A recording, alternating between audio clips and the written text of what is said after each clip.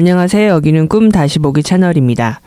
오늘은 40대 여성의 형제 살인범들을 피해 공사가 안 끝난 것 같은 아파트에 숨어드는 장면을 다뤄보도록 하겠습니다. 꿈으로 들어가겠습니다.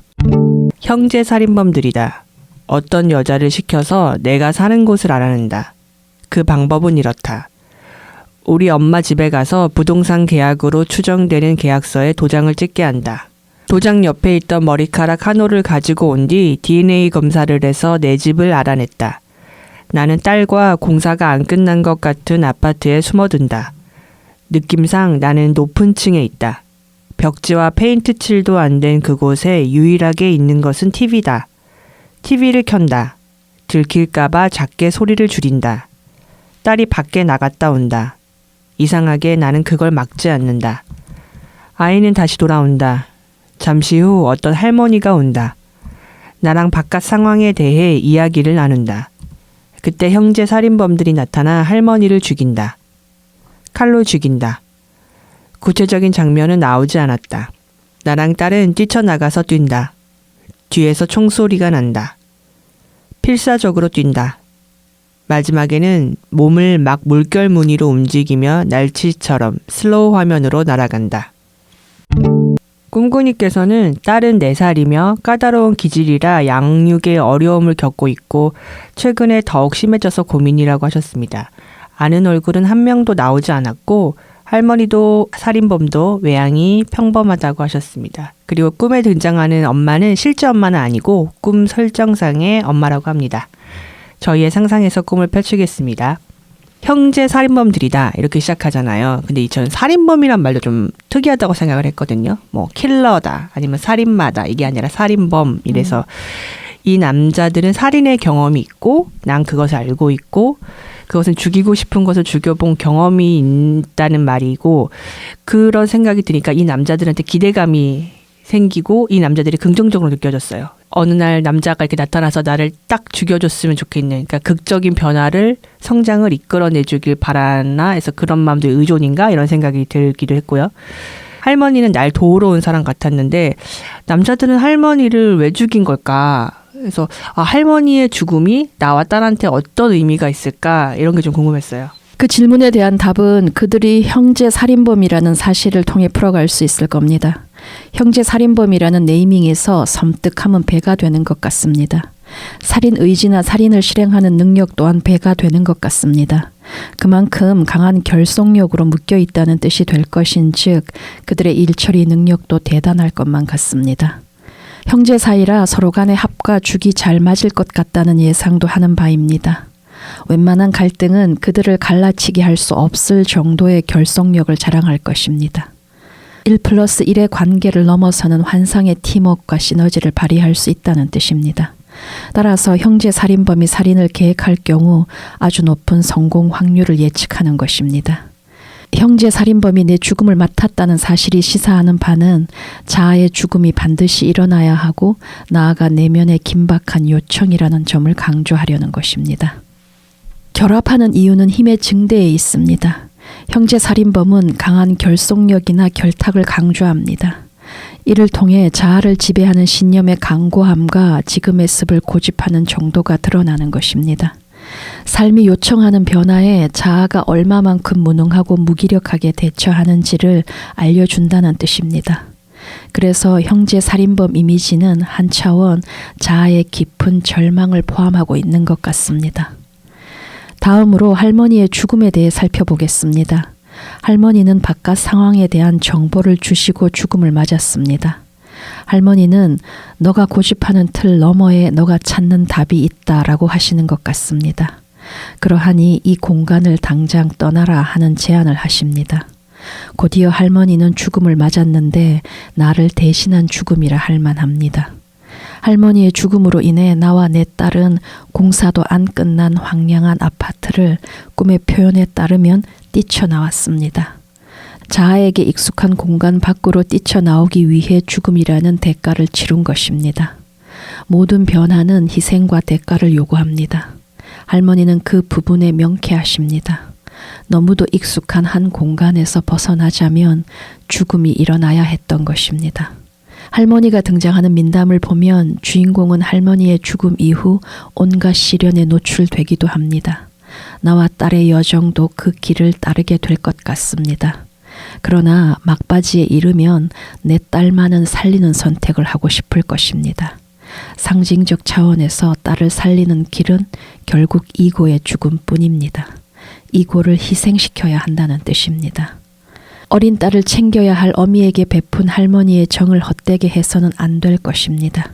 저는 사실 형제라 그래서 만약에 누가 알려준 게 아니고 내가 그들을 보고 형제라고 생각을 했다면 그 외향이 닮았든 아니면 전혀 다르게 생겼어도 어떤 공통점을 내가 발견했기 때문에 형제라는 네이밍을 붙였을 것 같았는데 그게 이제 살인의 경험이라는 생각이 들었어요. 그래서 저는 요새 남자들이 이렇게 보면 예전에는 내가 막 무시하기도 하고 별 투사를 다 했지만 그래도 보면 어떤 변화를 이뤄낸 사람은 다 남자 같은 거예요.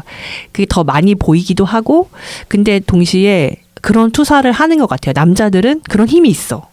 그래서 내가 살인이라는 그게 꿈에서 상징적으로 굉장히 극적인 변화와 성장을 의미한다면 내 안에서 죽여야 될 것을 죽일 수 있는 그 힘을 가진 사람들은 남자야. 그건 남자의 힘이야. 라고 내가 투사하는 그런 제가 떠올랐었어요. 다음 질문 한번 넘어가 볼게요. 형제 살인범들이 나를 찾는데 어떤 여자도 동원하고 엄마의 머리카락의 유전자로 날 찾았어요. 남자들이 죽이고 싶은 게 엄마에게 물려받은 내 성질인 것 같다는 생각이 들었어요. 그래서 엄마가 계약한 부동산, 내가 도망친 아파트 이런 단어들에서 나한테 생존 불안이 있고 그로 인한 욕망이 연상됐거든요. 엄마에겐 그것이 최선이었지만 난 진일보해야 되기 때문에 날 죽이려는 건가? 엄마는 살려두고 왜 나는 죽일까? 이런 질문이 떠올랐거든요. 그래서 그게 내 딸 때문인가? 일단은 선생님의 투사에 동의를 하면서 제 이야기를 풀어보겠습니다. 나의 죽음은 반드시 일어나야 합니다. 형제 살인범의 집요하고 치밀한 추적이 의미하는 바는 그만큼 절박하고 절실할 정도로 자아의 죽음이 요구되고 있다는 점을 시사합니다. 형제 살인범의 집요하고 치밀한 추적은 한 차원 그들이 내게 쏟는 정성으로 해석되어야 할 것도 같습니다. 자아의 죽음이 가져올 변화가 그만큼 의미 있고 중요하다는 점을 꿈이 재차 강조하고 있습니다. 형제 살인범은 끝내 나를 찾아냈습니다. 엄마를 유혹할 미끼로 부동산 관련 정보나 계약건을 이용한 것입니다. 그 방법은 엄마에게 성공적으로 잘 먹혔고 계약을 완료했으며 필요한 정보를 얻어낼 수 있었습니다. 도장을 찍게 한다라는 표현에 머물게 되는데 이는 엄마가 무엇에 꽂혀 있는지와 엄마의 취약성을 동시에 드러내는 것 같습니다. 우리가 도장을 찍었다고 할 때는 고민의 시간이 끝났고 결정도 끝났으며 마무리까지 되었다는 뜻입니다. 한편 부동산 관련 정보가 나와 직접적인 연결을 만들어주지는 않았다는 뜻입니다. 그로써 엄마의 이슈와 나의 이슈가 비슷한 듯 다른 결을 가진다는 점을 부각하는 것도 같습니다. 도장을 찍었다 이 표현에서 저희가 엄마랑 저랑 불안이라는 이 지점에서 공유하고 있는 게 있는데 제가 이래네 저래네 엄마 욕을 막 하지만 그래도 엄마는 엄마 삶에서 그냥 이뤄낸 게 있다는 생각이 들어요. 엄마가 가진 것에서 최선을 다했고 그래도 이제 엄마의 이슈는 뭔가 그냥 일단락 됐다. 그런 점에서 이 도장을 찍었다. 이 표현에서는 엄마는 엄마의 이슈에 자신의 어떤 일단락이 됐고 그러니까 엄마 탓을 하면 안 돼. 결국 이 형제 살인범이 나를 잡기 위해서 부동산 관련 어떤 정보를 흘렸는데 그 미끼를 잡은 건 내 엄마지 내가 아니잖아. 그러니까 명백하게 엄마의 이슈와 나의 이슈가 다르다는 것을 그 점에서 이제 짐작할 수가 있는 것이지. 그 점을 자아가 깨달아야 하나 봐. 꿈이 이렇게 짚어준 거 보면. 제 실제 상황하고 되게 비슷하거든요, 이 상황이. 그래서 투사가 되면서도 좀 혼동스러운 게 있는데, 그러면 이 말도 되나요? 그냥 어쩌면 엄마의 욕망과 내 욕망의 방향이 여기서 갈리나? 예스, 그렇지.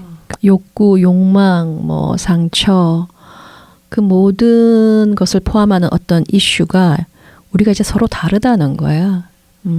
형제 살인범은 엄마에게 접근했던 것과 마찬가지로 나에 대한 파악과 치밀한 준비를 마친 끝에 나에게 접근했을 것입니다. 이들은 공사가 끝나지 않은 것 같은 아파트에 TV만 배치함으로써 나를 유인하기 위한 세팅을 완료합니다. 조금의 온기도 느껴지지 않는 황량한 아파트 내부에 TV를 배치하면 자아는 그것에 반응한다는 사실을 파악했던 겁니다.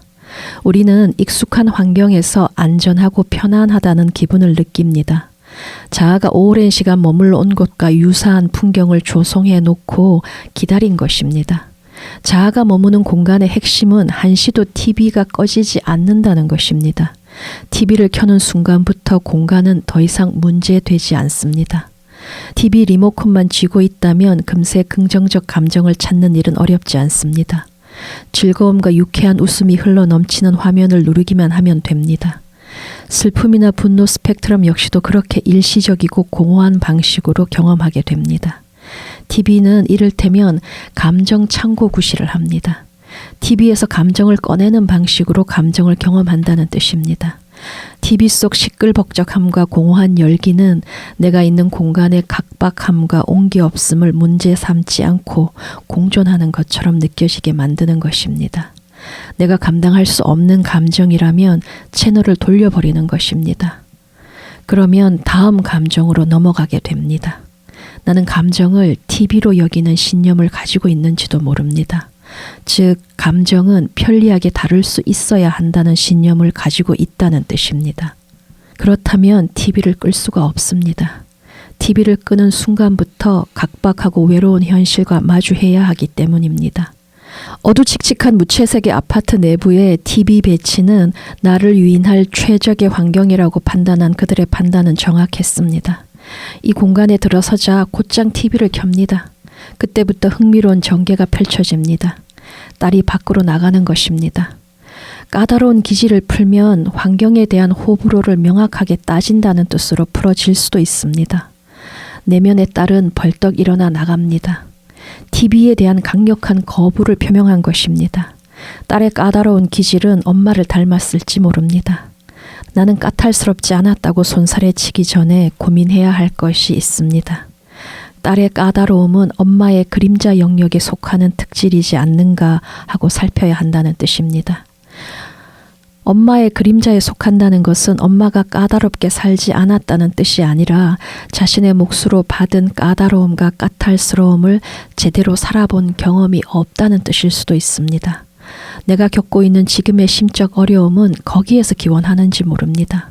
그리고 내가 낳은 내 딸이 엄마가 살아내지 못한 것까지 떠안게 되었고 엄마의 몫까지 살아내느라 고생하고 있다는 뜻입니다. 엄마가 한 번도 살아보지 못한 까다로운 기질을 내 딸은 살아내려는 것인데 엄마의 몫까지 떠안은 채로 힘겨움을 토로하는 것입니다. 딸이 겪는 힘겨움을 걷어줄 수 있는 이는 엄마입니다.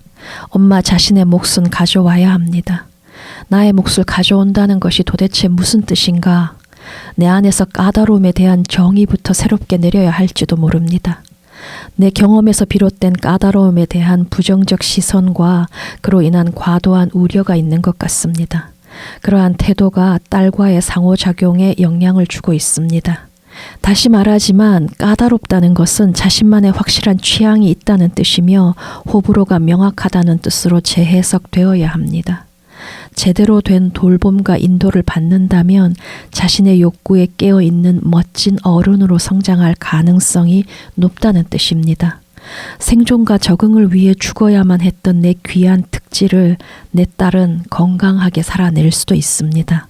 내 안에서 그 가능성이 딸의 모습으로 떠올랐습니다. 분명 현실의 딸이 촉매제 역할을 했을 것 같습니다. 엄마로서는 새롭게 떠오른 까다로움과 까탈스러움을 건강하게 성장시켜야 할 내적 과제를 부여받은 것입니다. 엄마가 자신의 까다로움과 까탈스러움에 무지하다면 어찌 딸의 까다로움을 인도할 수 있겠습니까? 자신의 그 특질에 대한 자각이 깊어지고 통찰을 얻을 때 나와 내 딸의 앞날이 열리는 것입니다. 딸은 건물 밖으로 나갔다 돌아오면서 할머니를 불러들였고 형제 살인범까지 불러들였습니다. 내면의 딸이 변화의 키라는 것입니다.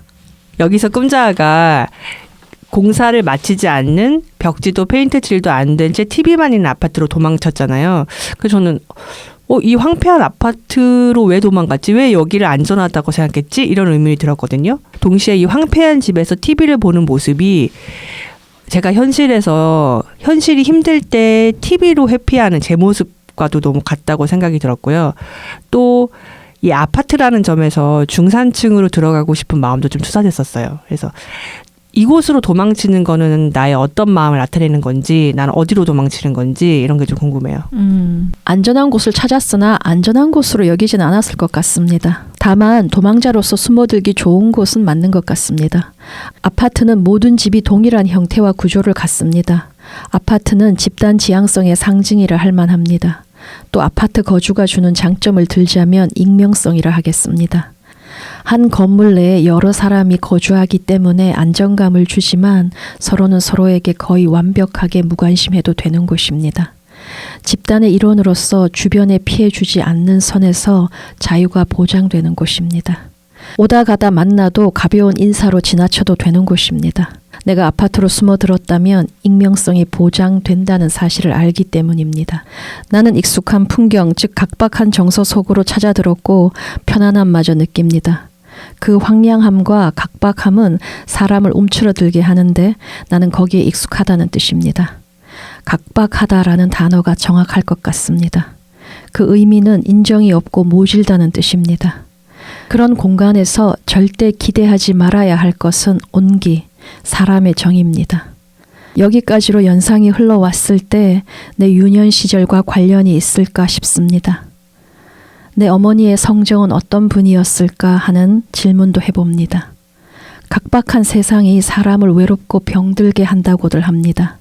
내적으로 자아는 온기 없는 곳에서 살아가는데 익숙해 있는지도 모릅니다.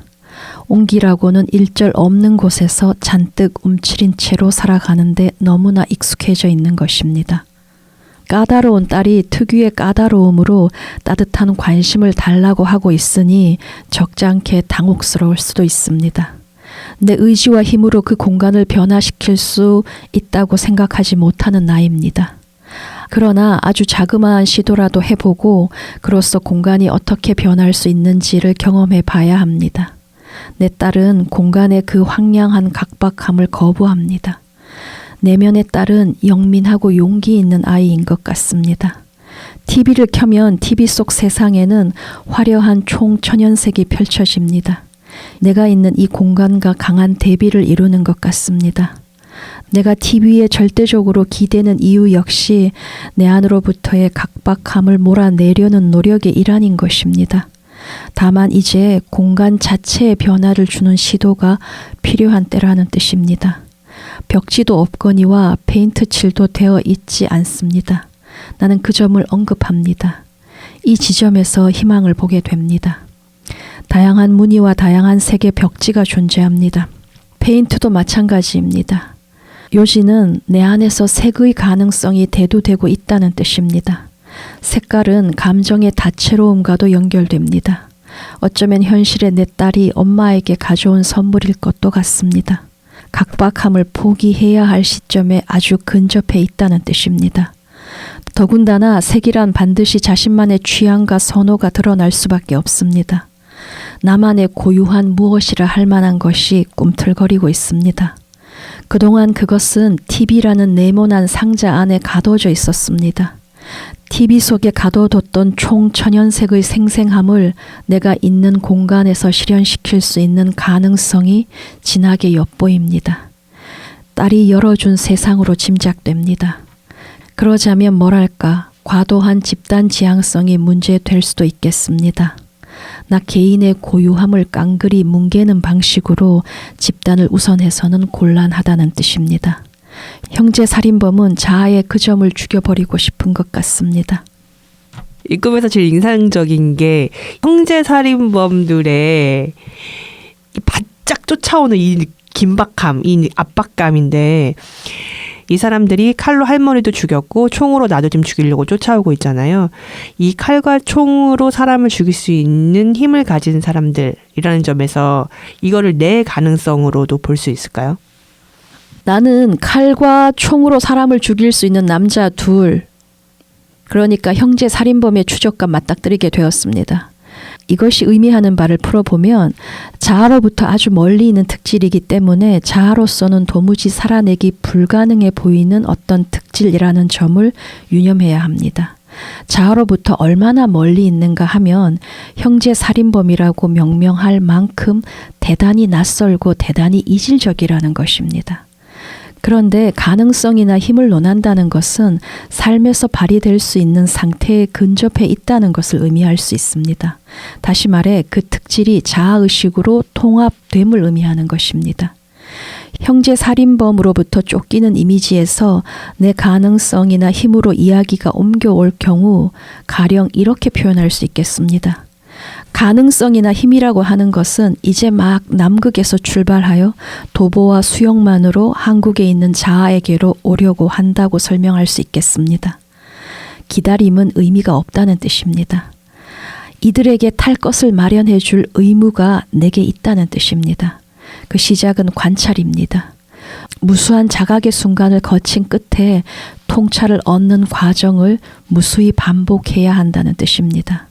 자아의 통찰만이 그들에게 전해지는 유일한 노잣돈인 것입니다. 뭐냐면 내 까다로움과 까탈스러움을 어디로 어떻게 내팽개쳤는지, 감정적 각박함이 나와 내 삶에 끼친 해악은 무엇인지, 내게 익숙한 감정 상태는 무엇인지, 그것이 현재 딸과의 상호작용에 어떤 영향을 주는지 등의 주의를 기울이고 관찰할 때 그들의 당도는 앞당겨진다는 뜻입니다. 형제 살인범이 내 죽음을 원한다고 할 때 그 의미는 내 취향과 선호를 되찾는 일, 감정적 다채로움을 회복하는 일, 온기를 나누는 일에 정성을 쏟지 않는 자아를 처단하려는 것입니다. 내 유년 시절로 다시 돌아가 보면 나의 까다로움과 까탈스러움이 무참하게 취급받았으나 그런 채로 생존에 열중할 수밖에 없었던 아픈 기억과 마주하게 될 수도 있습니다. 이상 요약하자면 지금까지 해왔던 방식과 태도로부터 노연할 가능성이 열린 것만은 사실입니다. 저는 이 형제 살인범이 나를 막 엄청 가까이서 쫓고 있잖아요. 꿈에서 어머 이렇게 물리적으로 나한테 가까이 왔네? 날 이제 곧 찔러 죽이나? 막 이런 기대감을 가졌는데 어떻게 보면 내가 이 형제 살인범이 죽이고 싶어 하는 나의 어떤 부분, 그거에 대한 이슈가 진짜로 이제 내가 곧 해결될 거라면 아마 다른 방식으로 이제 묘사가 됐겠죠. 그리고 그러니까 이게 저도 TV를 어렸을 때부터 굉장히 많이 봤고 지금은 내가 이걸 진짜로 진통제로 사용한다는 것을 아는데도 이제 계속 보게 되고 애기도 이제 유튜브를 보기 시작하면서 엄청 우려가 많이 되는 거예요. 내가 어떤 식으로 이걸 이용했는지 아니까.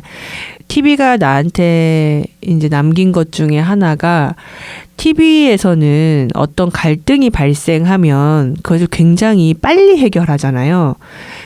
그래서 제가 그거에 되게 익숙해져 있구나 이런 생각을 하거든요. 그러니까 현실에서는 사실은 형제 살인범이 가지고 있는 어떤 그 가능성이 진짜 남극에서 출발해서 나한테 오고 있다면 그 오랜 기간 동안 내가 기울여야 될 노력과 또 아주 작은 변화 그거에 익숙해져야 되는데 TV에서 보여주는 거는 그 장면들은 지루하니까 점핑을 하잖아요.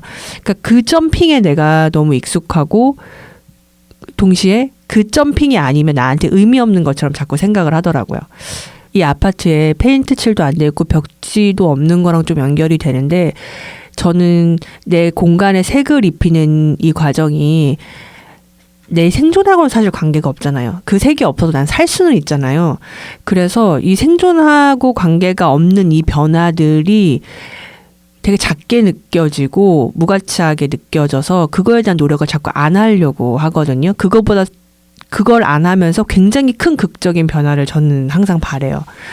그 작은 변화의 차이를 내가 느끼고 알아가고 노력하는 거 저는 이 꿈을 통해서 제가 하고 싶은 거는 그건 것 같고 그래서 저도 제 아들이 되게 저보다 훨씬 까탈스러워요. 그리고 까탈스러움을 굉장히 잘 표현하고 그 지점이 좋기도 하면서 되게 힘든데 내가 묻어내야 다른 사람들한테 예쁨 받을 줄 알고 이렇게 묻어나게 무디게 만들어놨던 것들을 내 자식이 이게 자극해 주는구나라는 점에서 내 자식의 까탈스러움이 좀 긍정적으로 느껴진다는 게 저한테는 또 좋은 점인 것 같아요. 네, 오늘 얘기는 여기서 마치고 다음 시간에 다른 꿈으로 찾아오겠습니다.